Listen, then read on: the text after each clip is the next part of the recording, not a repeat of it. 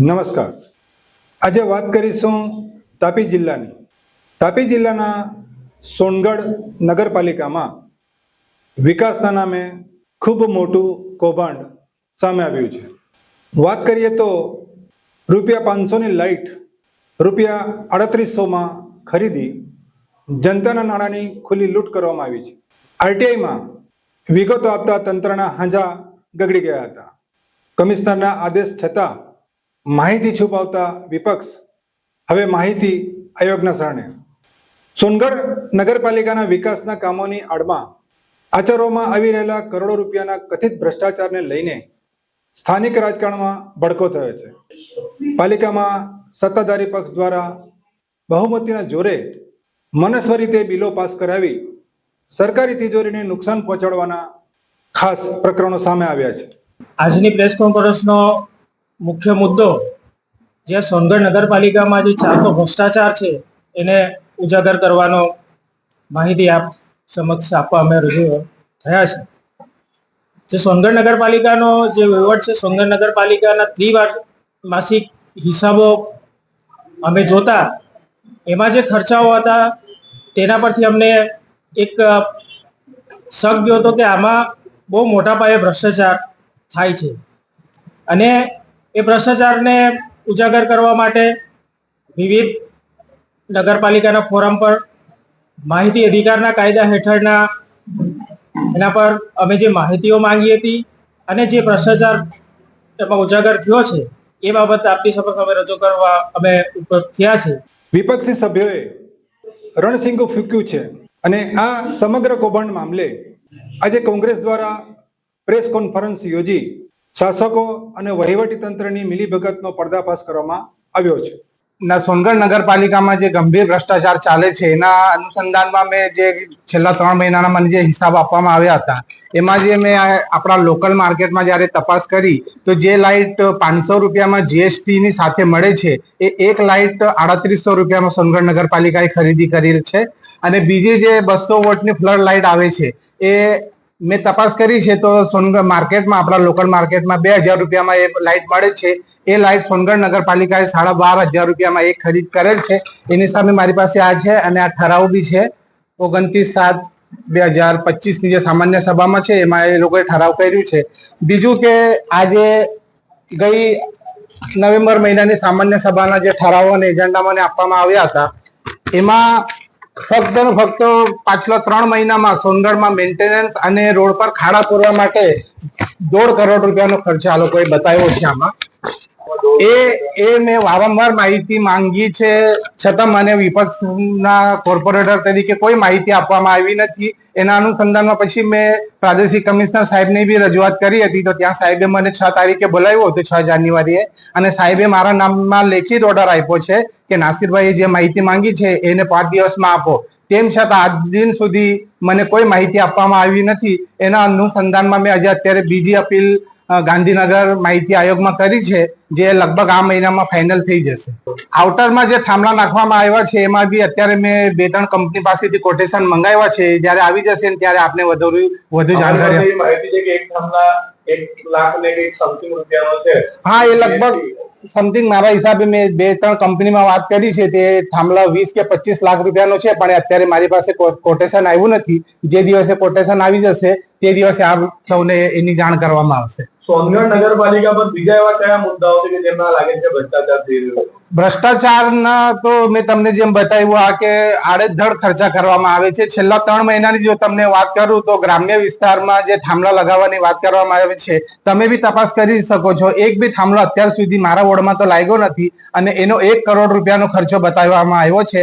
November, December અને જાન્યુઆરી ફક્ત 3 મહિનામાં ₹1 કરોડ ખર્ચો બતાવવામાં આવ્યો છે. સ્વિમિંગ પુલ અને પ્રોટેક્શન વોલના કામને લઈને એની બી મેં માહિતી માંગી છે પ્રાદેશિક કમિશનરમાં 2025-26ની જ્યારથી હું જીતીને આવ્યો છું 1 વર્ષમાં, પણ એ માહિતી બી મને અત્યાર સુધી આપવામાં આવી નથી. એજન્ડામાં તો એવું છે કે મેં મહાનગરપાલિકા અધિનિયમ 1959ના નિયમ અનુસાર જે કોઈ સામાન્ય સભાની હોય એના 7 દિવસ પહેલા સભ્યોને એજન્ડા આપવામાં આવવાનો નિયમ છે.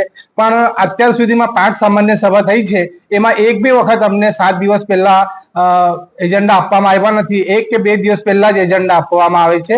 આવનારા સમયમાં જો અમારી માંગણી સંતોષવામાં નહીં આવે કે અમારા વોર્ડમાં કામ કરવામાં નહીં આવે કે અમને માહિતી માંગવા નહીં આપવામાં આવે તો અમે સોનગઢ નગરપાલિકાની સામે આમરણ ઉપવાસ પર બેસવાની અમારી તૈયારી. જે સામાન્ય સભા પૂરી થાય એમાં 7 દિવસ પછી 7 દિવસની અંદર ઠરાવ લખાઈ જવા જોઈએ, પણ આજ સુધી 5 સામાન્ય સભા થઈ છે, એમાં એક બી વખત લખાયું નથી કે એક સામાન્ય સભા પૂરી થાય ને એની બીજી સામાન્ય સભા આવી જાય 90 દિવસ ત્યાં સુધી સામાન્ય સભા પૂરી કરવામાં આવતી નથી. આ બધું ગેરવહીવટ કોના છત્ર છાયામાં અને કોના દ્વારા થાય? આ સત્તાના જોરે આ બધું ગેરવહીવટ અને ભ્રષ્ટાચાર ચાલે છે એવું અમને લાગે છે. આ પ્રેસ કોન્ફરન્સ જ્યારે તમારે આયોજિત કરવાની હતી જે સર્કિટ હાઉસમાં અને સમય ટાઈમે જ સ્થળ બદલવું પડ્યું, પત્રકાર મિત્રોને અલગ જગ્યાએ બોલાવવા પડે, એના કારણો શું? એના કારણો તમે સમજી શકો છો કે અમને સાહેબનો પ્રોગ્રામ હતો એટલે અમને જાણ કરવામાં આવી કે તમને આજનો કાર્યક્રમ કેન્સલ કરવાનું કીધું હતું, પણ તેમ છતાં અમે સ્થળ બદલીને અમારા કાર્યાલય પર આનું આયોજન કર્યું છે. સૌથી વધારે રોલ તો મને એવું લાગે છે કે એ જે છે વહીવટદાર સાહેબનો જ હતો અને એ જ માહિતી મેં જેમ માંગી છે નાણાકીય વર્ષ 2023-24 અને 24-25 ની મેં માહિતી માંગી છે અને એ જ મારી આરટીઆઈ ના અનુસંધાનમાં પ્રાદેશિક કમિશનર સાહેબે મને ઓર્ડર બી આપ્યો છે. એ ઓર્ડરની કોપી બી મારી પાસે છે. વહીવટદાર જ મોટા જવાબદારી સત્તા કોણે સંભાળી હતી? તે સમયે ગોહિલ સાહેબ હતા ચીફ ઓફિસર. એના પછી અત્યારે તો વનાર સાહેબ આવ્યા છે. અમે ઇલેક્શન અમારું થયું ફેબ્રુઆરીમાં, એના પછી વનાર સાહેબ અત્યારે તો છે, પણ એના પહેલા જે વહીવટદાર ચાલુ ત્યારે ગોહિલ સાહેબ હતા. આરોપો લગાવ્યા છે મુદ્દા નંબર 1 અને 2 એ વહીવટદારના સમયમાં થયું છે કે ભાઈ જ્યારે ના આ જે સ્ટ્રીટ લાઇટ જે છે 500 રૂપિયાની 3800 માં અને 2000 ની લાઇટ 12500 રૂપિયામાં, એ તો અત્યારનું છે, આ વનાર સાહેબના સમયનું છે. અમારી ચોથી સામાન્ય સભા હતી ને એમાં કરેલું છે આ કામ અત્યારે રનિંગમાં. મુદ્દા નંબર 3 અને 4 એ જ્યારે ભ્રષ્ટાચાર આચરવામાં આવ્યો, કથિત ભ્રષ્ટાચાર, હા, એ સમયે બોડી હતી કે વહીવટદાર? ના, બોડી હતી. એ સમયે બોડી હતી. એ સમયે કામો જે કાગળ પડી દ્વારા બોડીમાં જ થયેલા. બોડીમાં થયા છે. લાઇટોની ખરીદીમાં લાખોની મલાઈ. તાપી જિલ્લાના કોંગ્રેસ પ્રમુખ વૈભવ ગામિત અને સિદ્ધાર્થ ચૌધરીની હાજરીમાં યોજાયેલ એક પત્રકાર પરિષદમાં ચોંકાવનારા આંકડા રજૂ કરવામાં આવ્યા હતા. વિપક્ષી નેતાઓ દ્વારા જણાવાયું હતું કે પાલિકાએ સ્ટ્રીટ લાઇટની ખરીદીમાં ભયંકર લૂંટ ચલાવી છે. જે એલઈડી લાઇટ એની બજાર કિંમત આશરે ₹500 છે, તેવી 50 નંગ લાઇટો પાલિકાએ ₹3800ના ઊંચા ભાવે ખરીદી છે. આટલું જ નહીં, ₹2000ની કિંમતની લાઇટો માટે 12500ના તોતિંગ બિલો મંજૂર કરી સરકારી નાણાંનો ધુમાડો કરવામાં આવ્યો છે. માત્ર 3 મહિનાના ટૂંકા ગાળામાં એટલે કે નવેમ્બરથી જાન્યુઆરી દરમિયાન લાઇટ મેન્ટેનન્સ પાછળ જ ₹1.5 કરોડ ખર્ચી નાખાયા છે, જે ઊંડી તપાસનો વિષય છે. માહિતી છુપાવવા તંત્રના ધમપછાડા. કોંગ્રેસના વિપક્ષી સભ્યો નાસિર બશીર શેખ અને બાનુબેન પઠાણે વર્ષ 2023-24 અને 2024-25ના હિસાબોની વિગતો માંગવામાં આવી છે, પરંતુ પાલિકા તંત્રએ વિગતો આપવાનો ઇનકાર કરતા મામલો પ્રાદેશિક કમિશનર સુધી પહોંચ્યો હતો. પ્રાદેશિક કમિશનરે ગત તારીખ 6 જાન્યુઆરી 2026ના રોજ એમની સુનાવણી કરી હતી. સુનાવણી બાદ માહિતી આપવા લિખિત હુકમ કર્યો હોવા છતાં પાલિકા વહીવટીતંત્ર મચક આપતું નથી. માહિતી છુપાવવાની આ વૃત્તિ પાછળ કોઈ મોટું કૌભાંડ દબાયેલું હોવાની પૂરેપૂરી આશંકા સેવાઈ રહી છે, જેના પગલે હવે વિપક્ષે ગુજરાત માહિતી આયોગના દ્વાર ખટખટાવ્યા છે. કરોડોના ખર્ચ માત્ર કાગળ પર જ દેખાય છે. પ્રેસ કોન્ફરન્સમાં એવો પણ આક્ષેપ કરાયો હતો કે ગ્રામ્ય વિસ્તારમાં પોલ ઊભા કરવા માટે ₹1 કરોડ અને અન્ય પરચુરણ કામોમાં ₹2.5 કરોડ મળી કરોડો રૂપિયાના ખર્ચ માત્ર કાગળ પર જ દર્શાવવામાં આવ્યા છે. વિપક્ષ દ્વારા સામાન્ય સભામાં આ બાબતે અવારનવાર અવાજ ઉઠાવવામાં આવ્યો હોવા છતાં સત્તાના જોરે ભ્રષ્ટાચારને પ્રોત્સાહન આપવામાં આવી રહ્યું છે. વિપક્ષી સભ્યોએ સ્પષ્ટ માંગ કરી છે કે જો આ સમગ્ર પ્રકરણમાં એસીબી દ્વારા નિષ્પક્ષ તપાસ કરવામાં આવે તો અનેક મોટા માથાઓ જેલના સળિયા પાછળ જઈ શકે તેમ છે.